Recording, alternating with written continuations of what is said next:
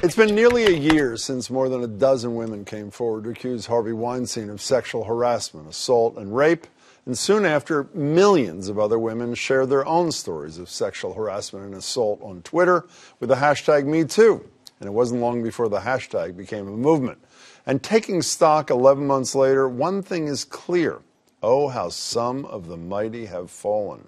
Of course, Weinstein was ousted from his company and later indicted for sexual assault in Manhattan, but not long after his exile, scores of other offenders were added to the list, like Kevin Spacey, Bill O'Reilly, Charlie Rose, Matt Lauer, Steve Wynn, Louis C.K., and Chef Mario Batali. Stay with me. There's also former PBS host Tavis Smiley, former NPR executive Mike Oreskes, former Amazon Studios executive Roy Price, actors Jeffrey Tambor, Danny Masterson, opera conductor James Levine, and most recently CBS CEO Les Moonves. And this week, as we discussed just a few minutes ago, Bill Cosby became the first man of the Me Too era sent off to prison. It's progress, but it's nowhere near enough. Because just as Cosby's trial ended in Pennsylvania, as we also discussed, another man accused of sexual assault was in Washington, awaiting his confirmation to the highest courtroom in the nation. Many observers, despite serious allegations of sexual harassment and assault, believe at least 51 U.S. senators will confirm Brett Kavanaugh to the Supreme Court.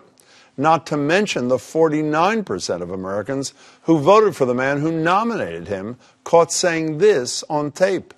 Grab him by the I could do anything.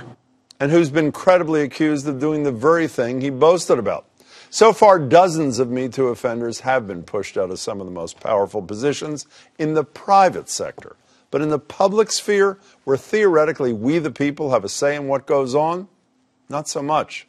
I watched every minute of the Kavanaugh hearing until taping time today, and it's clear to me the least a fair-minded person can take away is that more inquiry is needed before the Senate votes on this lifetime appointment.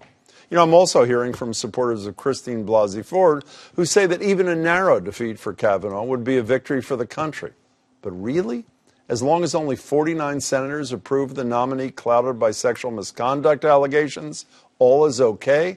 That's like saying Roy Moore's narrow defeat was a total win for America, even though he lost by less than 2% of the vote. 48% of Alabama voters still said yes to a credibly accused child molester. 48% on our watch. So even if you're rooting for Kavanaugh's defeat, and you get it, keep in mind that vast swaths of America and our representatives seem to believe this kind of behavior is perfectly okay. We have a lot of work to do.